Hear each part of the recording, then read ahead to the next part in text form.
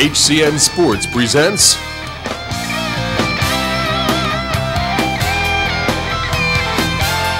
the High School Game of the Week, featuring the best in local prep sports from around the county.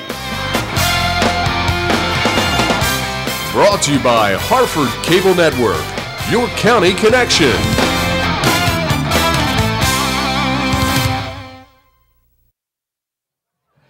Welcome to High School Sports on the Harford Cable Network. I'm Don Morrison. Tonight, my pleasure to be at Harford Technical High School. Actually, at Milton Wright High School, sort of transferred a little bit.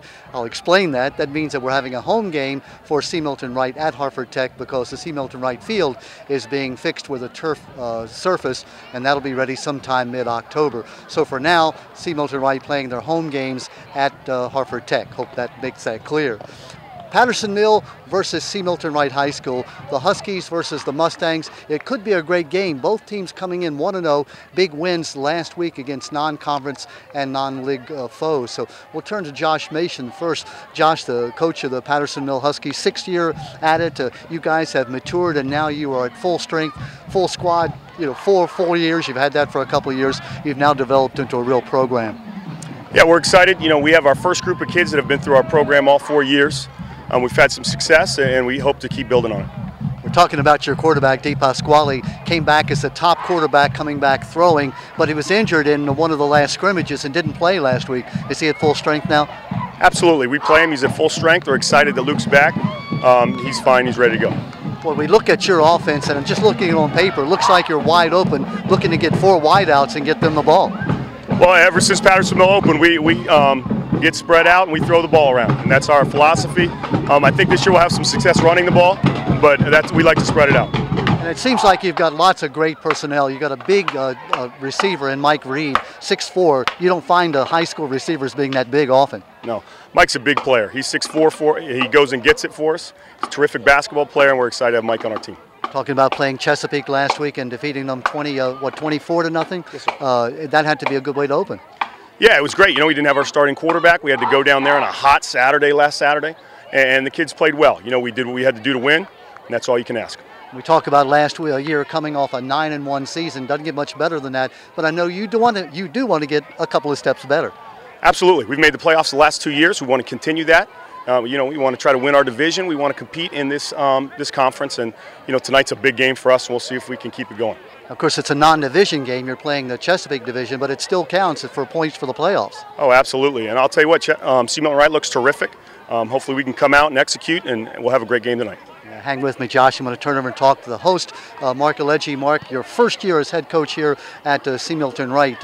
I know you're excited about it, coming off a 2-8 season last year, but it seems as though you've turned it around with that big 48-0 win over Rising Sun. We're starting to make strides. You know, we're just trying to put the best kids out there. We're just trying to work on fundamentals and try and get back to the basic fundamentals of football. You know, we have some good athletes on our team. We're trying to utilize them in our offense and in defense. So, you know, hopefully this year and carry over to next year, we can start to get the ball rolling and put up some wins. Sophomore quarterback, sophomore tailback, but they're not really sophomores in terms of their ability. No, we are very young. Starting quarterback, sophomore. Starting tailbacks, sophomore. Starting slot receivers, are sophomore. So we are young. Our offensive line, however, is senior dominated. So we've got a great mix of kids, great group of kids as well. Boy, and some people may think they're looking and seeing double because you have 3 sets of twins: the Moretz twins, the Reynolds twins, and the Walker twins. We have 3 sets of twins. You know, the Walker twins, one's starting quarterback, one's a starting receiver. The Moretz twins, one's starting left tackle, one's starting right tackle, one's the starting left outside linebacker, and the starting right outside linebacker. And then we have the Reynolds twins, who get some playing time as well. So it's very hard to tell them apart, as you would say. You know, I can't tell them apart except for one's on the left side, one's on the right side. Mark, we're playing here at Harford Tech. This is your home game. How does that affect in terms of the student turnout and also your play? Luckily, we're still in Bel Air, which is good. Our parents are great. They travel. You know, our band is here. They travel well, and you know, we have a good group of parents, and you know, they like to come out and support our program. And Patterson Mill, a young rival in terms of, you know, they're like Bel Air South, so to speak. Patterson Mill is a great football team. You know, Coach Mason's done a great job since the opening of that school, and you know, they're a great program, and I hope, you know, we can get to the success that they've had in the next few years. When you come off that big win against Rising Sun, 48-0, what do you take out of that? We just had to work on our fundamentals. We still made some mistakes, even though the score was not indicative of that. You know, we're still young at the skill spot, so we're just trying to get better each day. Well, it should be a great ball game. What do you have to do to defeat Patterson-Mill? Slow them down a bit? They have a great quarterback. They have a great receiver. Their tailback is phenomenal, so we just got to try and contain them from big plays on defense, and hopefully we can move the ball on offense and try and get some points up on their tough defense. It's a perfect night for football. Not too hot, a little bit humid perhaps, but it's going to cool off as the night wears on. Josh Mason, best of luck to you and the Patterson-Mill Huskies and Mark Alleggi. Best of luck to you as well. You stay tuned. We're coming back with the kickoff in just a moment.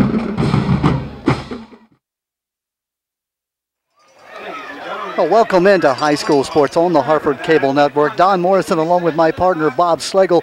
Bob, we are at Harford Technical High School, but lest folks think we were supposed to do the C. Milton Wright versus Patterson-Mill game, we are doing that. We talked to the coaches before the game, especially to the home coach Mark Alleggi. Ask them, is it a problem having your home game away from home? Well, I don't think in this case it's as bad as it could be in other places, because obviously the two campuses are not that far apart. The attendance areas are pretty close also, so it really shouldn't be that difficult for people to get here. But yes, obviously it's a distraction. You always like to play at home. You're in your own locker room. You get everything that you're more familiar with along those lines. Well, Bob, it should be a good ball game. We're looking at C. Milton Wright. They have been down for several years, including last year when they were 2-8 overall. The Patterson-Mill Huskies 9-1 off last year, and just off that you would say, well, this will be a mismatch, but that probably is not going to be the case. Now, again, in the way the up-back is set up, you have the C. Milton Wright is in the Chesapeake Division, which are the strongest 7 teams in our conference, and Patterson-Mill has been playing in the Susquehanna and doing very, very well. This is a key matchup for both these teams. Patterson-Mill feels and has demonstrated over the years that they think they belong in the upper division. C. Milton Wright wants to stay there because that's where they think they belong. So this should be a good test, let alone the fact that the two schools are only maybe 10 minutes apart. So it should be a great game.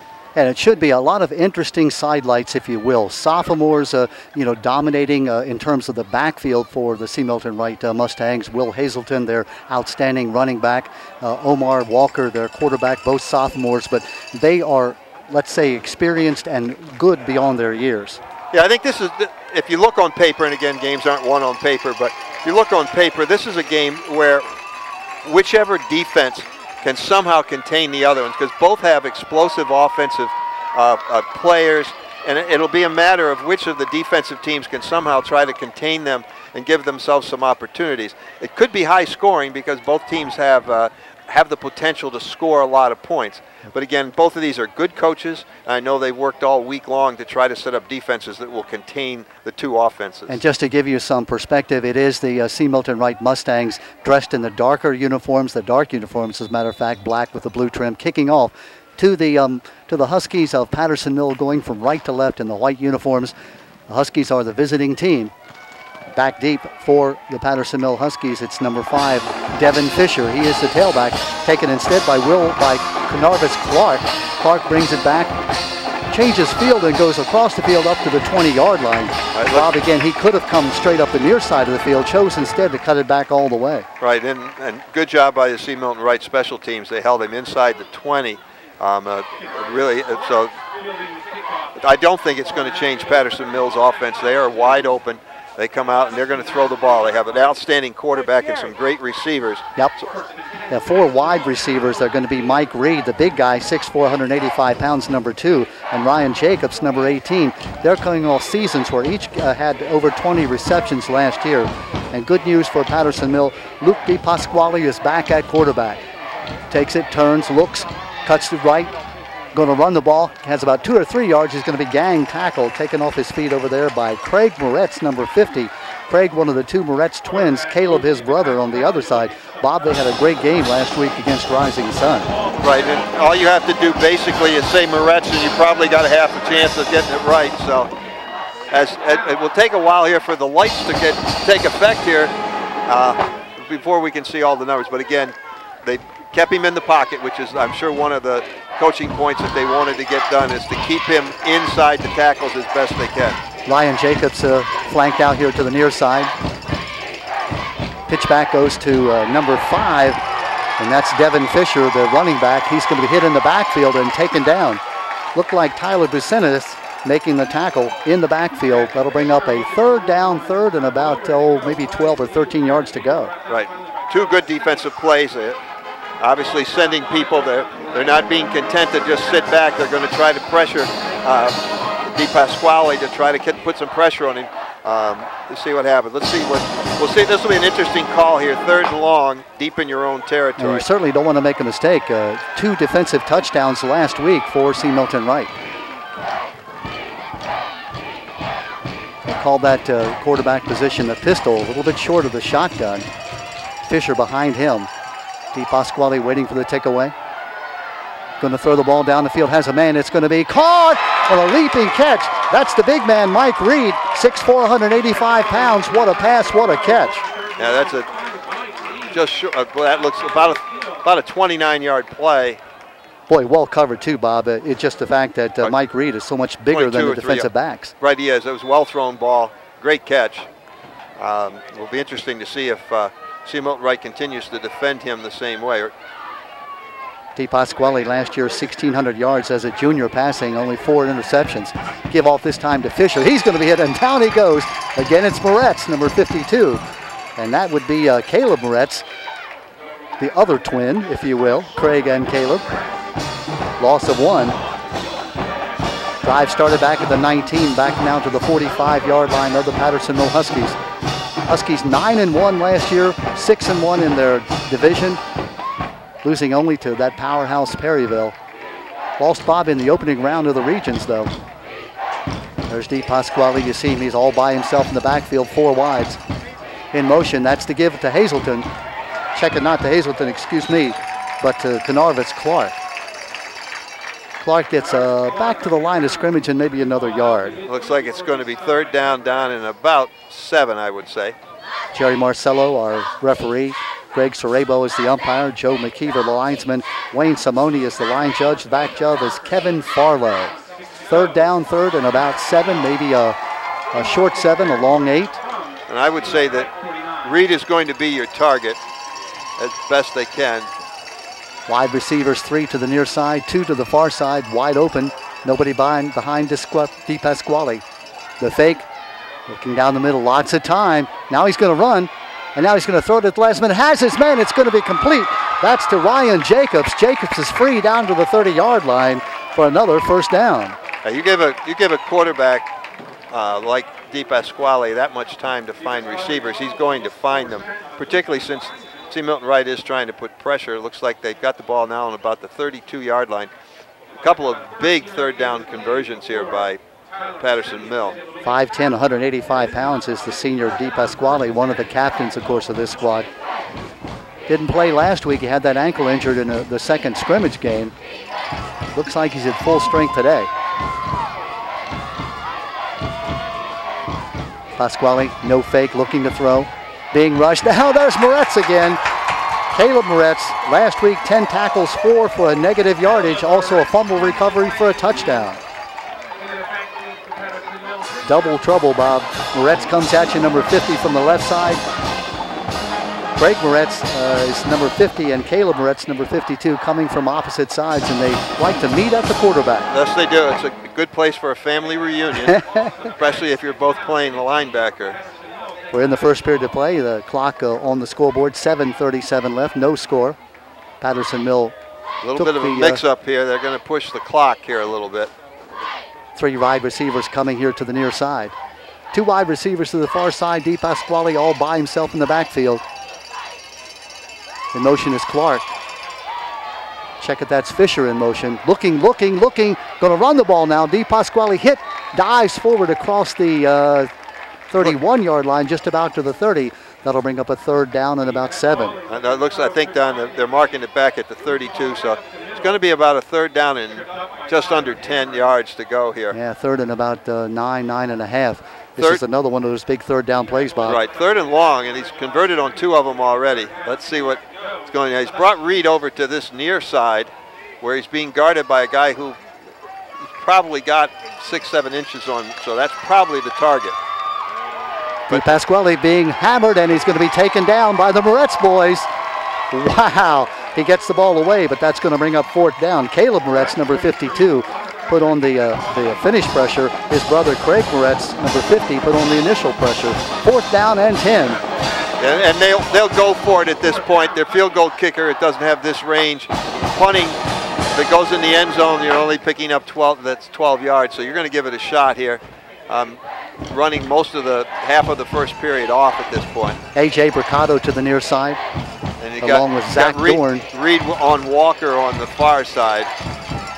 Again, that pistol offense, quarterback in the short receiving formation. Pasquale looking, throwing, has a man down that sideline. Great defensive play on that far side, keeping Reed away from the ball. That was a good play by Uzziah Walker, who had established inside position and then ran with him. And that was a good defensive stand by C. Milton Wright. Now it's their turn to see what they can do offensively. And let's see what they have up their sleeves at this point and what Patterson Mill has decided to try to stop them with. Well, Bob, you said it, great defensive. It looked like that Patterson Mill was just going to march the ball right into the end zone, but C. Milton Wright takes over on their own 32. 6 minutes, 31 seconds. They used up about 6 minutes of that clock, did the Patterson Mill Huskies. I'm out here on the field. This is one of those disappointing things for you as a coach, because you spent all week working on your first set of plays and you have to call timeout because people were in the wrong formation. Yep, they were coming out preliminarily in a 4 wide out also type of offense. And that's unusual for C. Milton. They normally run the power I. Omar Walker, the quarterback. Ryan Christ is the fullback. Will Hazelton, the sophomore, who started last year as a freshman and last week against Rising Sun had 101 yards and just 8 carries and a touchdown. So they are a running team. Omar Walker last week completed just 1 pass out of 7 attempts for just 25 yards. So there you see Mark Alleggi, the C. Milton Wright coach. First year here at C. Milton Wright, formerly at Bel Air High School. So let's now see if they're ready. I believe that they are. Caleb Moretz and Craig Moretz, two-way players playing the tackles. Caleb on the left and Craig on the right. And they are back in their 4 wide out offense. And again, coach is going across the field. I'm not sure what. My guess is that's an athletic trainer. Okay. Going over to the Patterson Mill side, you saw him run across your screen from near to far. And a fumble. That ball is going to be picked up and fumbled again. It's going to be recovered by Patterson Mill. Number 75 for Patterson Mill, who I don't know. Yeah, let's see who that is. That's Mark Reuter, the 5'8", 245-pound junior, and a big mistake for C. Milton Wright. Bob, it looked like they just were confused from the very beginning. Yeah, it's one of those, I think, obviously they were not as well prepared as they wanted to be. They weren't lined up the right way, and then I think they were in a hurry to get whatever play they had. It was probably some sort of a trick play to get started, but they've given Patterson Mill the ball back right now, and it's going to go back on the C. Milton Wright defense now to try to hold them here again. At the 31, D. Pasquale. Again in that pistol offense. Back to throw, being rushed. He's going to be hit, and down he goes. Oh, don't bother figuring out who that was. It was Craig Moretz, number 50. Bob, as you said, pretty much it's double trouble. It's like a double nightmare when you see the Moretz boys coming at you. Right, and I think at this point, Patterson Mill's probably going to have to come up with some sort of a draw or a screen play, because the Moretz boys are just laying back and tearing in there at full speed ahead. I got to slow them down somewhere along the line. Well, that's a big loss of 9 yards all the way back to the 39. Second down, 19. There's the pitch going to the right side. That's to Fisher, Devin Fisher. I think he lost the ball. Nope, I thought possibly a fumble the way they were going, but he. No gain on second down, and that'll bring up third down, 3rd and 19.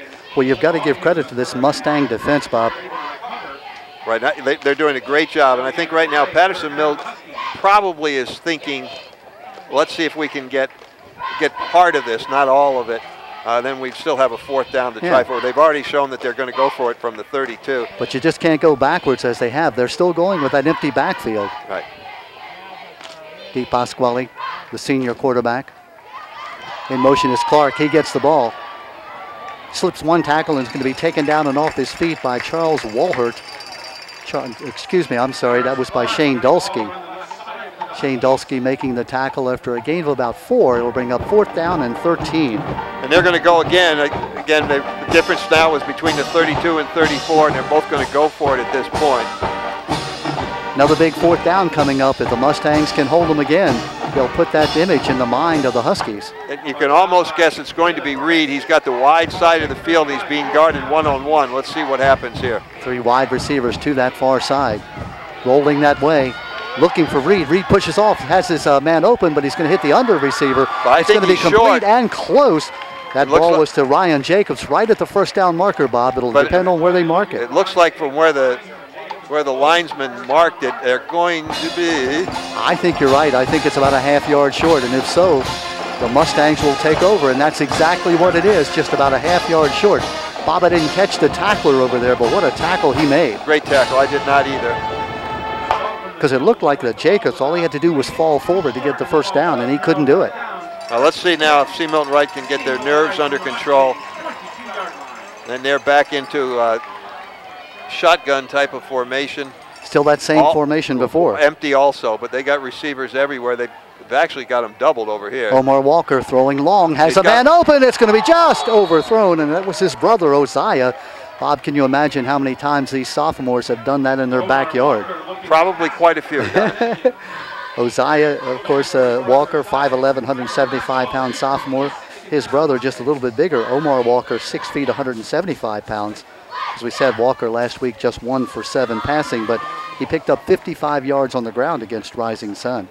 Well, it was interesting because they pretty much outnumbered the Patterson Mill defense at that point, and young Walker was open at that point. Again, 3 wide receivers over here now. This time under center is Walker. Walker turns, gives it inside. That's to Chris, the fullback. He's going to pick up about a yard or 2. That'll bring up a 3rd down, 3rd and about 9. Clock rolling down near the 4-minute mark. 4:10, 4:08 left in this first period. No score. Huskies have had 2 great opportunities in C. Milton Wright territory, unable to convert either time. Just don't try to count down on the scoreboard because it skips seconds all the time, so don't worry about it. It goes from 2 to 4, or from 4 to 2 and stuff, but don't worry, it's working. It's close. Walker to throw, looking, throws it long, looking for a wide receiver over here on the near side. Caught and gets the 1st down. That's Nick Collins. Collins makes the catch over Reed.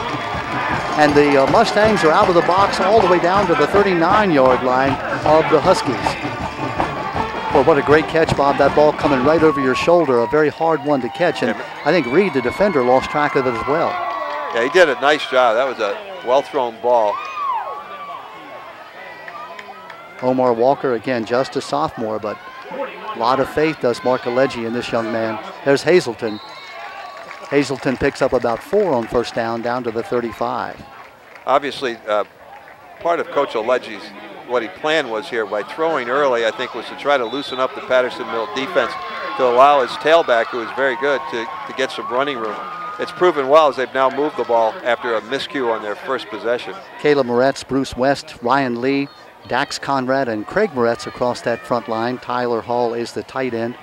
Russ Kuhnman is the split end, number 14. 2 wide receivers to the far side, to the near side. Walker rolling, throwing, looking down in the field. It's going to be down goes the receiver, and it will be pass interference. Looked like Will Hazelton being double teamed over there. Hazelton got tanged up with the defensive players, and he went down, and the official quite properly called pass interference. That's going to be, what, Bob, a 15-yard penalty? Yeah. Where was the line of scrimmage? It'll be 15 yards because they were outside the 30. So 1st down, 15-yard penalty, no spot fouls in high school football. March the ball down to the 21-yard line where it will be 1st down and 10. The 2nd 1st down that C. Milton Wright has picked up. They started way back at their own 21. They've gone down to the 21 of Patterson Mill. Ryan Christ is the fullback. Omar Walker showing he has a very good arm. Christ with the ball. Good defensive play, knifing in there. Patterson Mill plays that 3-5 defense, 3 down linemen and 5 linebackers. Jake Martin, Eza Riskala, and Alex Hollingshead, the 3 down linemen. Griffin Marge, Dan Cardwell, Chris Livingston, Tyler Opel, and Trent Olszewski The linebackers, Mike Reed, Devin Fisher, and Zach Dorn are the defensive backs. And by putting 3 and 4 receivers wide, they forced some of those linebackers to move out, which means there's very few people in there. If they get a good block, they could spring somebody up the middle. Walker in trouble. Fakes one man, fakes another. He's still on his feet, looking for a block. He'll be out of bounds inside the 20 at about the 17. A tremendous block by his brother coming back. Oziah for Omar. Boy, and Omar showed Bob why he's in at quarterback. Great foot skills, great athletic ability. There's a very nice, clean block coming back, setting up his brother for extra yards. Looks like we have an injury on the field. One of the Patterson Mill players down momentarily. Let's see what that's all about. Clock stopped at 2:17. Not sure if that was a young man that got cracked back a little bit. It was. Quite legal block, nothing wrong with it. It's just the fact you don't see that block coming. You can't be prepared for it. No, that's Dan Cardwell down on the field that hazard a guess as to what the injury is. My guess is it appeared he probably had the wind knocked out of him, would be my guess at this point. No score. The block was labeled into his body. It wasn't at the head or anything. Yeah, and that appears to be the case, Bob. He's going to be up on his feet, and fans give him a good hand and give us a chance to say we wondered whether we'd have a nice crowd tonight. Bob, as I look around, the home stands and the visiting stands just about full. They're the same stands, so aren't they? One would be on the right side, one would be on the left side. But they mingle they mingle well together. You know, the other thing is both have black as their prominent dominant color, and sometimes it's hard to tell looking down at the cheerleaders on both sides. They're both dressed in the dark, the teal accents, if you will, for Patterson Mill, and Carolina blue. Do we still call it Carolina blue, Bob? I don't. You can, but I don't. There's the quick snap. Omar following a block. A flag is down on the far side of the field. That's got to be against the offense. It was a third down play. He had to pick up about 6 for the first down. I think it's going to be illegal motion.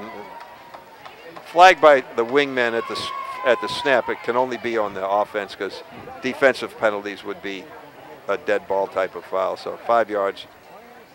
Bob, it looked like that play, the snap came before Omar was ready for it, Omar Walker. Right, they were doing a little bit of shifting, and I'm not sure everybody was set before they did that. So now it makes it about a third down, and it looks like 6. I'm going to check it back. 4th down and 6. Yeah, 4th down. They waved the penalty off, Bob, I think. They took the play. Took the play. So it's 4th down now, a big 4th down for Patterson, I should say, for C. Milton Wright. Wide receiver to the right and to the left. Pitch back. And he's going to be trapped in the backfield and unable to get away. That was Hazelton carrying the ball. And coming in to make the tackle was number 27, Trey Hall. And again, as we said in the beginning, we have two teams who have good offenses, but both defenses have bent a little bit, but they haven't broken yet. Once they've gotten deeper into their own territory, they've stiffened and done a good job of preventing them from getting deeper into the territory. Yeah, we talked about it perhaps being a high-scoring game, and it may yet be that. But right now, the defenses, as you said, Bob, they've bent, but they've when they have to, they've come up strong. Right, but both teams have moved the ball. I mean, we've got quite a bit of yardage already in this first half. A little bit of confusion, it appears, for Patterson Mill. As A.J. Bricado relocates, and now a flag goes down, perhaps a delay. Yeah, and this is your early season type of situation. You know, you don't want to put too much in, but you want to put as much as you can in, and occasionally the kids aren't quite as prepared as you would like them to be, and you don't really want to make a mistake. You're inside your 20 at the 16. A mistake here could be really costly. Nothing. 1:32 left here in the first period unofficially. That's the scoreboard clock. And there you saw Jerry Marcello. Bob, I know you're an ex-official in high school for a long time. Jerry Marcello, I think he began with Bear Bryant. In fact, he did play for Bear Bryant, but he's been around for as long as I can remember. That's correct. I wouldn't label him as that old, but if you're going to do it, I just want him to know it was you that said that. I just meant to say he's a veteran, a wily veteran. That's much better. Doug. Thank you. First down, 15, inside handoff. Well, that's a nice trap. And again, Bob, if you're going to slow him down, that was Ryan Jacobs who got the ball. That's exactly what you need, some misdirection. Looks like it gained about 9.5 or 9 yards, so it's going to be second down. Well, it's good enough for a first down. Wow, he picked up the first down all the way out to the 31-yard line. Again,